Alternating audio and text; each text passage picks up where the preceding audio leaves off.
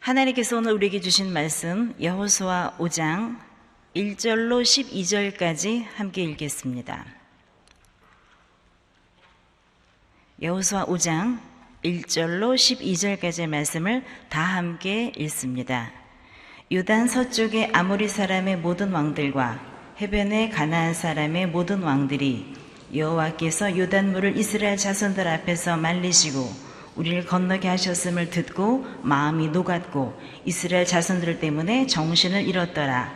그때 여호와께서 여호수아에게 이르시되 너는 부싯돌로 칼을 만들어 이스라엘 자손들에게 다시 할례를 행하라 하시매 여호수아가 부싯돌로 칼을 만들어 할례산에서 이스라엘 자손들에게 할례를 행하니라.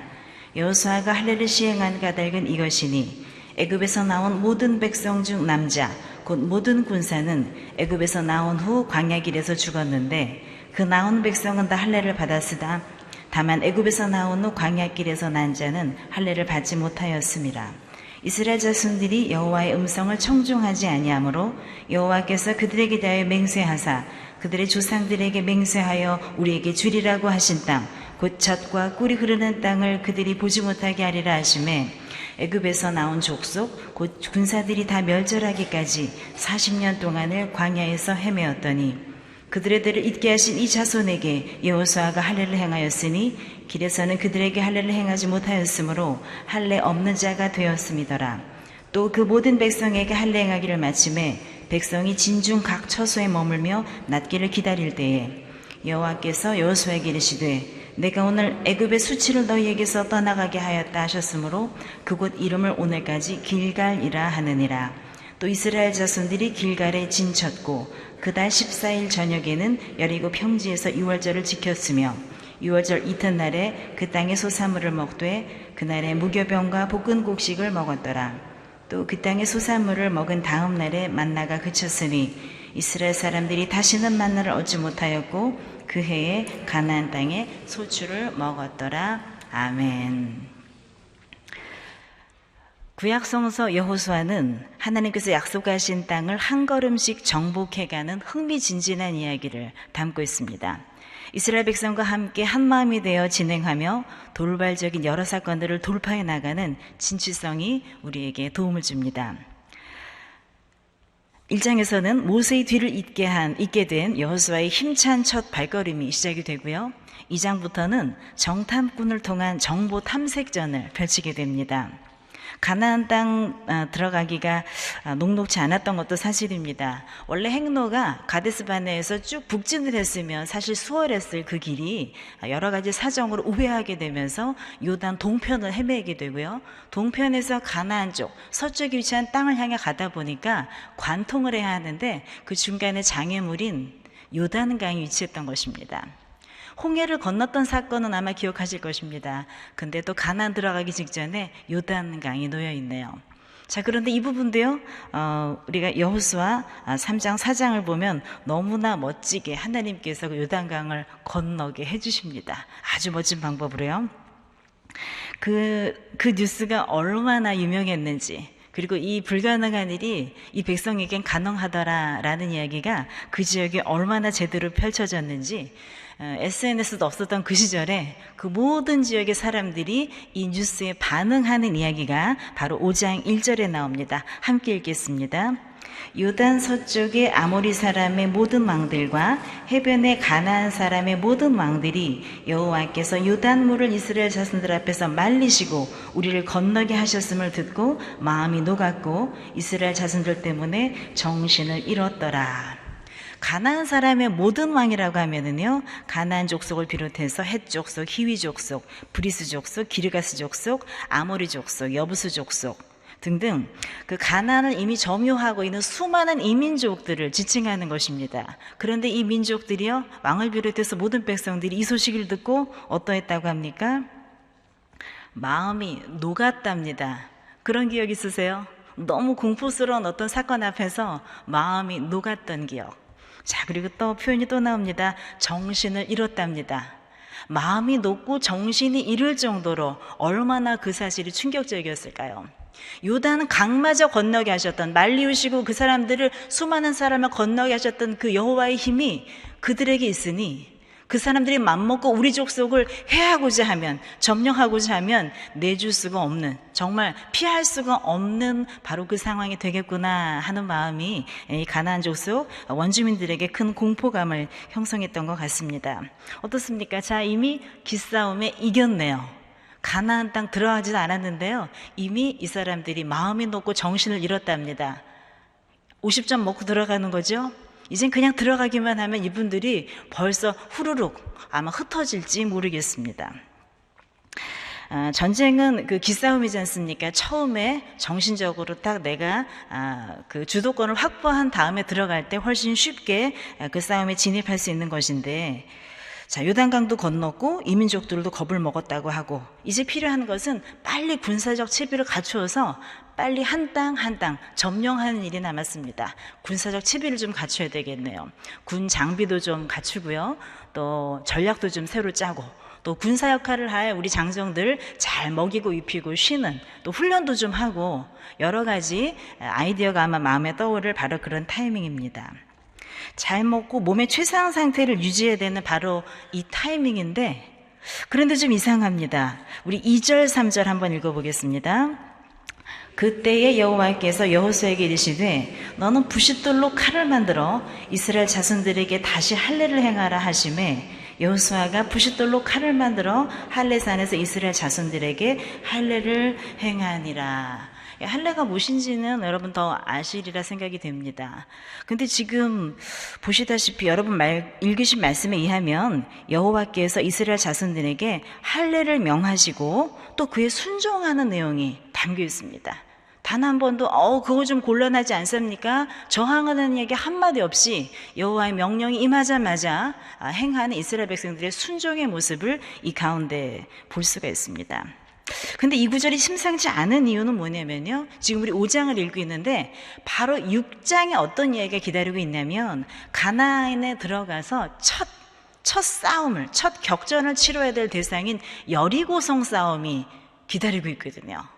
지금 5장에서는요, 단계적으로 좀 진행된 1장, 2장, 3장 진행된 기세를 봐서는 5장에서는 벌써 훈련에, 맹훈련에 들어가야 될 바로 그런 타이밍인데, 이 타이밍에 너무 어울리지 않게 온 백성에게 할례를 명하고 모두 그 시간을 보내는 대목이 등장한다는 것입니다. 참 이상합니다. 군사적 대비를 해야 될 바로 그 순간인데 말이죠. 훈련된 주둔 군사를 상대해야 될 이스라엘 백성들에게는 육박전을 감수할 수 있는 체력이라도 챙겨두어야 할 상황일 것입니다. 다시 말해서 전시로는 매우 불리한 상황을 자초하고 있는 바로 그 장면을 여러분 보실 수가 있겠습니다. 5장 4절 함께 읽겠습니다. 또 그 모든 백성에게 할례 행하기를 마침에 백성이 진중 각 처소에 머물며 낫기를 기다릴 때에, 이스라엘 백성됨의 중요한 표지였던 할례는 기본적으로 얼마간의 몸의 불편한 기간을 감수해야 하는 의식입니다. 실제로 창세기 34장에 이런 에피소드가 나오는데요, 야곱하면 우리 12 아들을 연상하지만 딸도 있었습니다. 디나라고 하는 딸이 있었는데, 그 딸이 그 가나안 땅에 도착해서 너무 흥분된 마음에 돌아다니다가 좀 안 좋은 일을 당해요. 불미스러운 일을 당하고 불명예를 안게 되는데, 이 디나를 사랑한, 디나를 불명예스럽게 한 그 히위 족속의 추장으로 알려진 그 세겜이라는 사람이 디나를 정말 좋아했던 겁니다. 그래서 결혼 청혼을 하기 위해서 찾아오는 장면이 등장해요, 야곱에게. 그런데 그때 이미 자기들의 가문을 불명예스럽게 한 이 히위 족속에게 마음 불편했던 야곱의 아들들이 그 전략을 세우죠. 그래서 속임수로 어떻게 하냐면, 오케이, 너희가 원하는 대로 화친하겠다. 하지만 우린 너희들 같이 할례 받지 않은 백성들과는 함께 화친할 수 없다. 그것은 우리에게 수치가 되기 때문이다. 고로 너희들도 모두 할례를 받으면 우리가 너희와 함께 원하는 화친을 이루도록 하겠다 라고 하고요. 실제로 너무나 디나를 아내로 삼고 싶었던 세겜 추장이 실제로 온 자기 성중에 할례를 명합니다. 자, 근데 바로 3일째가 되었을 때 상대편의 전력이 극도로 약화되는 바로 그 틈을 타서 야곱의 아들들이 그 족속을 급습하고 살육하는 그런 장면이 등장합니다. 뭡니까? 할례가 전력 약화를 위한, 보복수단으로 사용됐던 예가 있다는 것입니다. 자, 그런데 다시 여호수아 5장 돌아와서 아니 근데 그랬던 바로 그런 의식을 지금 여호수아가 여리고성 전투를 앞두고는 이 상황에 명했다는 것이 참 의아하지 않습니까? 자, 근데 그 이유가 상당 부분 긴 분량을 할애하면서 4절부터 7절 사이에 나오고 있습니다. 함께 읽겠습니다.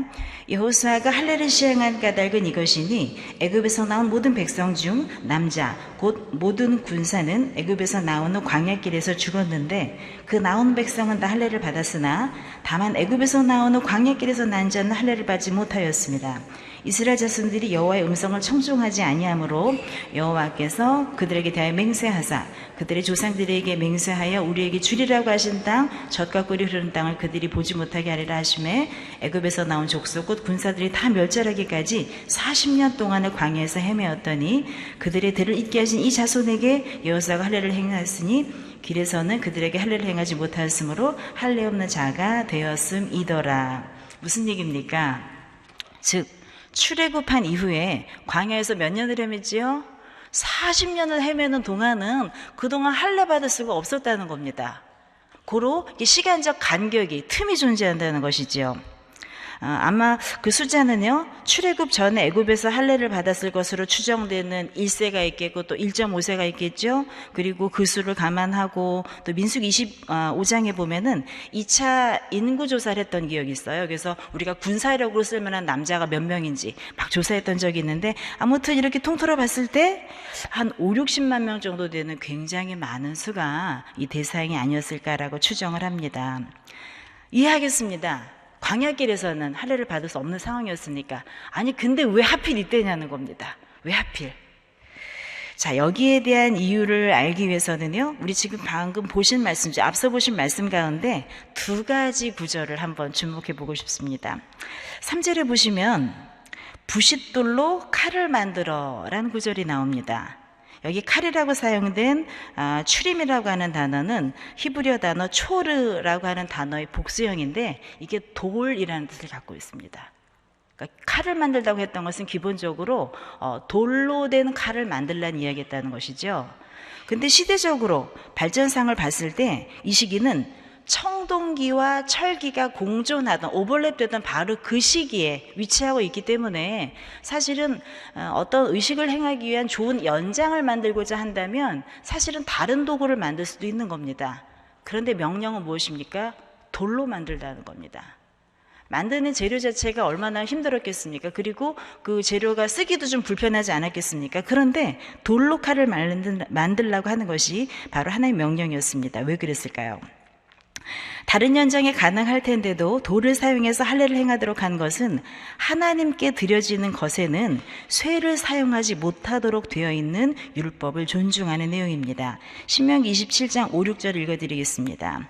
또 거기서 내 하나님 여호와를 위하여 제단 곧 돌단을 쌓되 그것에 쇠 연장을 대지 말지니라. 너는 다듬지 않은 돌로 내 하나님 여호와의 제단을 쌓고 그 위에 내 하나님 여호와께 번제를 드릴 것이며 라는 구절이 나옵니다.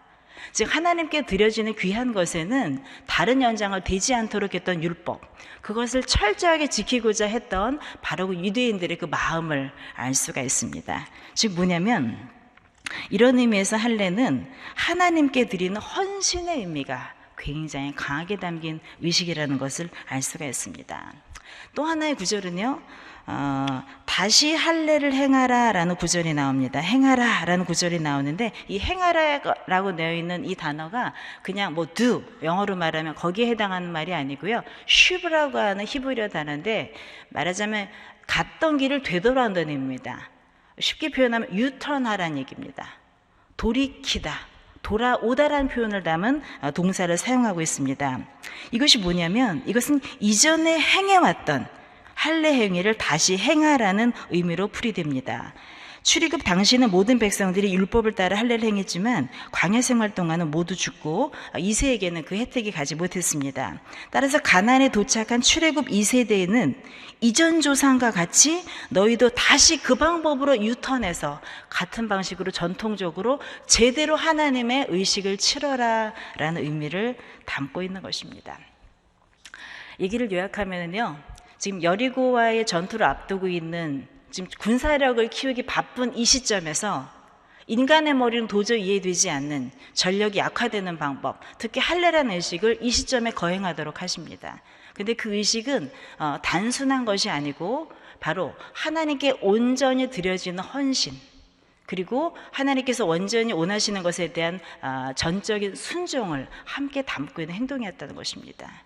제 아무리 체력을 기르고 많은 전략이 우수할지라도 하나님께 헌신과 순종, 그리고 이제는 하나님의 백성됨의 표지를 제대로 갖추지 않고서는 이전에 어떤 전투도 어떤 싸움도 무의미하다라는 바로 그 의미를 바로 이 자리에서 확인하기 위해서 하나님께 주신 바로 특별한 절차인 것입니다.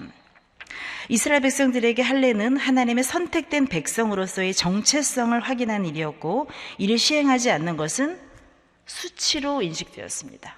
아니, 그까짓 게 뭐 할지 모르겠지만 하나님의 백성 되지 않는다는 것, 될 기회를 내가 내어버린다는 것은 수치를 의미했기 때문이었습니다.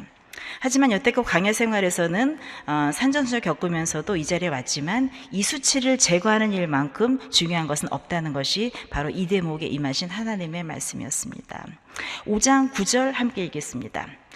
여호와께서 여호수아에게 이르시되 내가 오늘 애굽의 수치를 너에게서 떠나가게 하셨다 했으므로 그곳 이름을 오늘까지 길갈이라 하느니라. 그래서 결국 하나님께서 그동안 해결되지 못한 문제였던 이스라엘 백성들, 광야에서 난 자들의 할례 문제를 해결하심으로써 하나님의 백성됨의 표지를 다시 한번 강화하시고 확인하시고 그동안 그저 방치되었던 수치의 문제를 해결해 주시고 완전히 던져버리셨다는 의미에서 길갈이라는 지명까지 붙여주십니다. 길갈은 원래 수레바퀴의 둥그런 부분을 의미하는 말입니다. 근데 그만큼 또르르 굴러가서 다시는 돌아오지 못하도록 이제 굴러가 버렸으므로 완전히 제거되었다라는 의미로 지명까지 붙여준 역사적인 사건이 바로 길갈에서의 바로 이 사건입니다. 사람의 비정상적인 대인관계를 일으키는 감정의 기저에는 수치감이 있다고 알려져 있습니다. 아무리 현재적인 갖추어진 모습이 있다 해도 기억 저 너머 깊이 숨어있는, 때론 딴 사람 같은 모습을 하고 있는 수치스러운 내 모습에 대한 회상은 숨겨둔 폭탄처럼 남겨져 있다가 극단적 상황 가운데서 지뢰처럼 터져나와 본인을 폭발시키고 또 관계를 손상시키는 주범이 된다고 합니다. 하나님께서는 믿음의 자녀로 하여금 우리가 매여있는 모든 수치감을 우선 벗도록 말씀하십니다. 하나님의 자녀됨의 인치심의 표지를 확인하는 것이야말로 어둠에 매몰되지 않는 결단일 것입니다. 그리고 그 수치감 속에서 나를 구원하신 주님을 인식하는 것이야말로 인격적 겸비함에 이르는 길인 것입니다. 자, 군사적 작전을 이루기 전에 할례를 행했던 이스라엘 백성들, 군사력과는 상관없는, 근데 또 다른 사건이 사실은 한 번 더 있습니다. 바로 10절부터 나오는 이야기인데요. 10절에는 과거의 수치를 인식하고 청산하는 의식을 치렀던 길갈에서 또 다른 의식이 이어집니다. 바로 유월절 사건입니다. 10절 11절 함께 읽겠습니다. 또 이스라엘 자손들이 길갈에 진쳤고 그달 14일 저녁에는 여리고 평지에서 유월절을 지켰으며 유월절 이튿날에 그 땅의 소사물을 먹되 그날의 무교병과 볶은 곡식을 먹었더라. 유대인에게 유월절은 아주 중요한 사건입니다. 유월절 어떤 사건으로 기억하고 계십니까? 유월절 하면 떠오르는 사건 있죠. 아주 옛날 출애굽 사건과 떼어놓을 수 없는 게 바로 유월절 사건입니다. 그때부터 이 절기가 만들어졌고 그때부터 의식화되어서 매년 지키는 정례 행사가 되었습니다. 지금도 지키는 절기이기도 합니다. 유월절이라는 의미는요, 영어로 Passover라고 씁니다. 지나쳤다라는 뜻입니다. 유월 할 때 월자가 넘는다. 우리 그 담을 넘는다 그럴 때 월자 쓰죠. 바로 그 월자입니다. 넘는다는 뜻입니다. 뭐 유월절 자체가 뭐 신비스러운 말을 담긴 것이 아니고요. 그냥 넘어간다. 패스오버의 의미를 담고 있는 게 바로 유월절입니다. 의미 잘 아시지요? 출애굽하도록 명령받은, 지도자 명령을 받은 모세가 바로를 두고 담판합니다. 제발 우리 백성들을 놓아달라고. 그런데 바로가 응하지 않지요.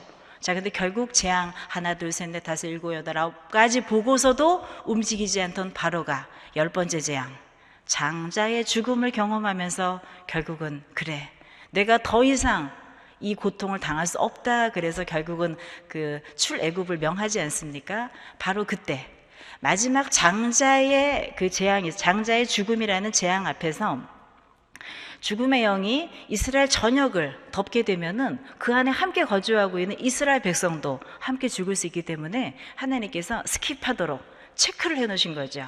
체크하는 방식이 뭐였냐면 어린 양의 피를 우슬초에 적셔서 문설주에 아주 푹 적셔서 여기는 우리 그 택함 받은 백성의 집입니다. 여기는 건너 띄워주세요라는 사인을 붙였다는 것이죠. 그래서 죽음의 영이 거기를 지나쳤다. 그래서 바로 그게 패스오버 6월절의 의미가 되었습니다. 자, 그리고 그걸 기념해서요, 6월절은 너희가 지켜라 하면서 출애굽기 12장에 아주 명문화도 자세하게 설명이 되어 있는데, 6월절 하면은 또 음식이 중요합니다. 6월절을 지키는 음식이 뭐가 있냐면 바로 무교병이라고 하는 음식이지요. 무교병은 말 그대로 그 무교병, 발효하지 않은, 발효제가 들어가지 않은 빵이라는 얘기입니다. 집에서 빵이나 그걸 구워보신 분은 다 알 겁니다. 베이킹소다든 이스트든 계란 흰자든 뭔가 팽창제가 들어있어야 그걸 부풀려서 저희가 부드럽게 먹을 수 있는 식감이 좋은, 그리고 소화가 잘 되는 바로 그런 음식이 만들어지지 않습니까? 그런데 그걸 넣지 않은 빵 한번 상상해 보십시오. 그냥 밀가루만으로, 곡물 가루로만 단단하게 되어 있는, 우선 단단합니다. 그리고 이가 아픕니다. 그리고 소화가 안 되게 돼 있죠. 그런데 왜 하필 지금 먼 길 떠나야 될 이분들에게 좀 잘 먹고 떠나라 그러면 좋겠는데 왜 무교병을 준비하고 무교병을 먹도록 했을까요? 무교병이 가지는 상징이 있습니다.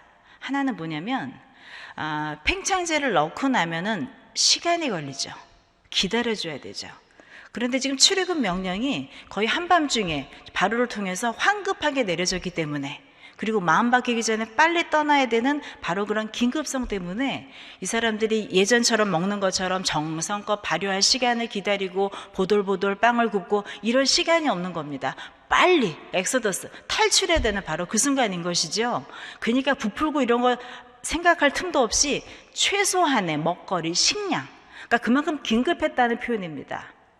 자, 그리고 또 하나는요, 그 긴급하다는 그 당시의 상황을 담고 있는 것도 있지만, 또 하나는 우리 탈무드 말씀해 보면 그 6월절에 그 무교병, 그 누룩, 팽창제로 들어가는 누룩이 들어가는 것은 악한 심성을 충동한다 라는 그런 말이 있습니다. 그래서 유대인들은 누룩하면은 부패하는 것, 온전하지 않은 것, 순수하지 않은 것. 그래서 신약시대 시대 예수님 곁에서 이렇게 예수님을 힘들게 하던 그 바리새파 사람들을 향해서 누룩을 주의하라 라는 그런 비유가 나오곤 합니다.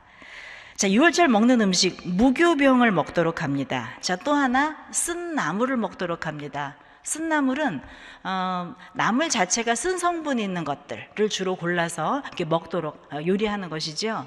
근데 하필 우리 푸성기 중에 달콤한 것도 많고 보드라운 것도 많은데 왜 하필 쓴 나물을 먹는 것일까요? 이것은 그 자체로 상징성입니다.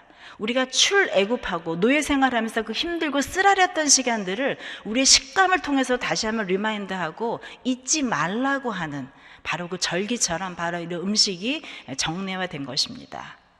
우리 절기에 따른 음식들은 바로 그 의미들을 담고 있는 것인데, 바로 6월절을 지켰다고 하는 것은 이 음식들과 함께 그 절기를 회상했다는 것입니다.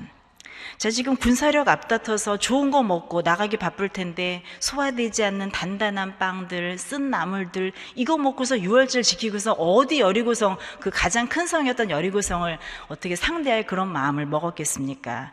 하지만 하나님께서는 그걸 명하셨습니다. 6월절은 그 죽음의 영이 지나갔다고 알려진 아비벌 14일날 그날을 하룻밤을 지키고요. 그 다음부터 일주일을 계속 지키게 되는데, 여리고 평지에서 지켜진 6월절은 이스라엘 역사상 세 번째로 지켜진 것입니다. 첫 번째는 언제였을까요? 바로 그 출애굽했던, 진짜 출애굽했던 그날이 6월절 바로 그 당일, 그때 한 번 있었고요. 또 한 번은 민수기 9장에 나오는 시내 평야에서 한 번 있었습니다. 그리고 여태까지 38년 동안 6월절이 없었던 겁니다. 아니, 그럼 그동안 안 지내고 잘 지내던 6월절을 왜 이 타이밍에, 아니 왜 그럼 그동안 그 좋은 6월절을 왜 안 지내고 지금사 지내는 것인가? 이유가 두 가지 있습니다. 하나는 6월절에 임할 수 있는 사람은 할례 받은 사람만 임할 수 있었기 때문입니다. 그래서 그동안 앞서 할례를 시행한 이유와 더불어서 6월절이 시행되기 어려웠던 배경을 함께 알 수가 있습니다. 또 두 번째는 6월절이 가나안에서 지킬 예식이라고 주님께서 말씀하셨기 때문입니다. 출애굽기 12장 24, 5절을 읽어드리겠습니다. 너희는 이 일을 규례로 삼아 너희와 너희 자손이 영원히 지킬 것이니 너희는 여호와께서 허락하신 대로 너희에게 주시는 땅에 이를 때에 이 예식을 지킬 것이라 라는 말씀이 있습니다. 자, 근데 드디어 이제 요단강 건너서 가나안 온 것입니다. 하나님 약속하신 이 땅에 드디어 온 것입니다.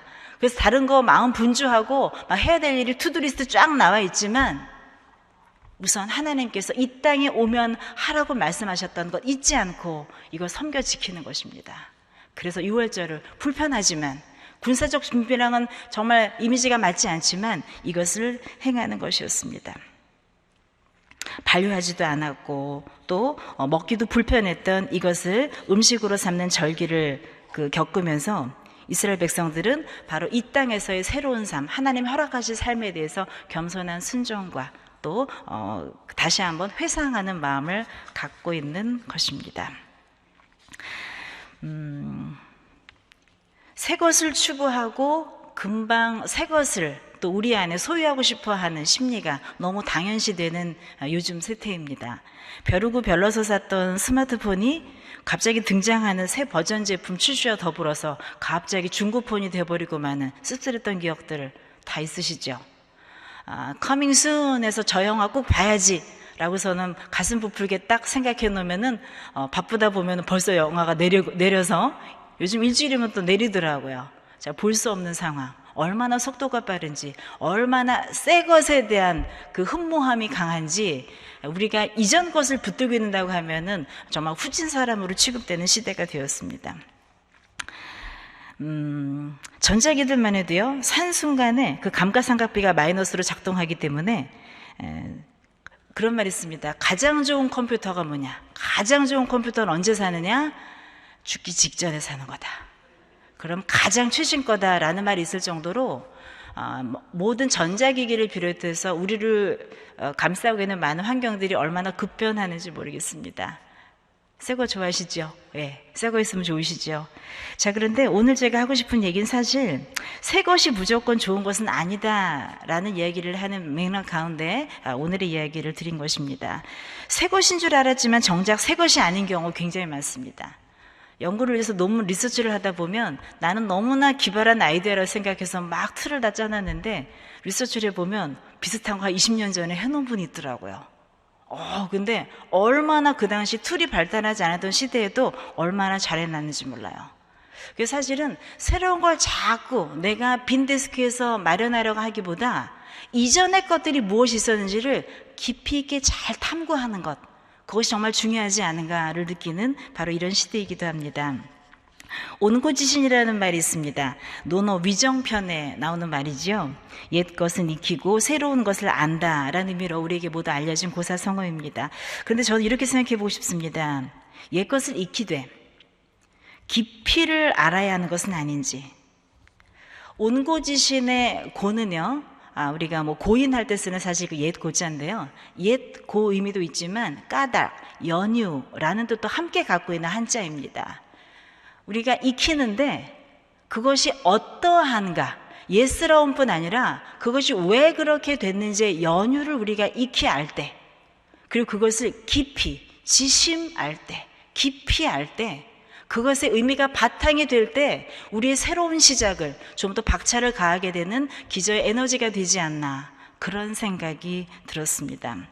이스라엘 백성들에게 해묵은 의식 같던 할례, 그리고 새로운 땅을 점령하기 전에 노예된 생활 동안 방치되던 수치의 문제를 하나님 앞에 다시 청산하고 약속의 백성으로 새롭게 나가자는 그 절차, 할례를 밟았던 할례의 절차를 해냈던 이스라엘 백성들, 옛 것을 추억하는 마음이었습니다. 6월절도요, 지금 까마득 너무나 오래된 이야기였지만 그 이야기를 다시 되짚어서 그 의미를 다시 깊이 새기면서 오늘날 내게 역사하실 하나님을 향한 순종과 헌신의 의미, 겸비의 의미를 담았던 바로 이스라엘 백성들의 그 모습이야말로 진짜 새로운 날을 펼치기 위한 진정한 자세가 아니었나 그런 생각이 듭니다. 오늘 명절 잘 보내고 계시죠? 명절은 우리를 다시 돌아보게 하는 민족적 의식입니다. 추석은 기독교적으로 가장 근사할 절기를 아마 추수감사절이라고 할 수 있겠습니다. 추수감사절은 우리에게 이전에 내 수치스러운 모습을 이끌어준 주님의 은혜를, 또 내 것인 양 누리고 살았던 상당 부분이 나의 과거의 모습에서 출애굽시켜주신 하나님의 구원의 손길인 것을 깊이 느끼며 사시는 시간 되면 참 좋겠습니다. 절기뿐 아니라 내게 관련된 추억뿐 아니라 사람은 어떻습니까? 옛 것은 우리가 후졌다고 좀 신선하지 않다고 멀리하는 그런 경향이 있지 않으십니까? 새 사업 구상 중이십니까? 이전에 실패했던 사업들 청사진을 한번 돌아보십시다. 시험을 잘 보고 싶은 수험생 있으십니까? 새로운 시험을 준비하는 것도, 새 범위를 준비하는 것도 중요한데 이전에 나를 많이 무수하게 스쳐갔던 오답 노트를 한번 깊이 있게 한번 점검해 보십시오. 그리고 새로운 관계를 또 만들기 원하십니까? 그럼 이전에 나를 스쳐갔던 많은 사람들, 주소록을 한번, 오래된 주소록을 업데이트하면서 나와의 많은 관계들을, 그리고 그 깊이들을 다시 한번 살펴보는 시간 되면 어떨까 싶습니다. 오래된 것이 귀하게 여겨지지 않을 수도 있습니다. 지긋지긋할 수도 있습니다. 하지만 그 지긋지긋함을, 의미를, 깊이를 발견하고 현재적인 에너지와 발판을 삼을 수 있을 때 하나님께 내게 정말 진정 새로운 것을 주시지 않을까 그런 생각이 듭니다.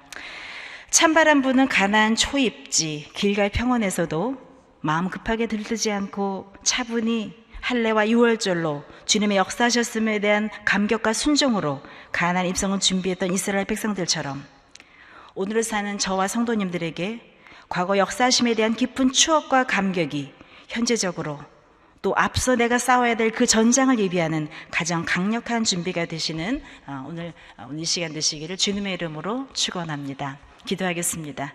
주님 감사합니다. 나날이 주신 은혜 때문에 저희가 삽니다. 그 은혜가 너무 오래되어서 묵어서 익숙해서 때로는 지긋지긋해서 저희가 마음 가운데 저항이 있는지 모르겠습니다. 아버지, 저희 마음 깊이 역사하시사 이스라엘 백성들이 마음 급하게 전장에 쳐들어간 것이 아니라 이스라엘 백성 역사하셨던 과거의 은혜와 또 긍지를 살려주신 주님의 기억들을 다시 한번 되새기고 천천히 주님을 깊이 새기며 옛일을 기억하며 나아갔던 것처럼 저희 마음 가운데 주님께서 역사하신 족적과 은혜의 모든 것들을 다시 한번 기쁨으로 되돌리고 그 깃틀 아래 주님에 대한 새로움을 세워나간 우리 인생 되도록 주님 역사하여 주옵소서. 모든 말씀 예수님의 이름으로 기도합니다. 아멘.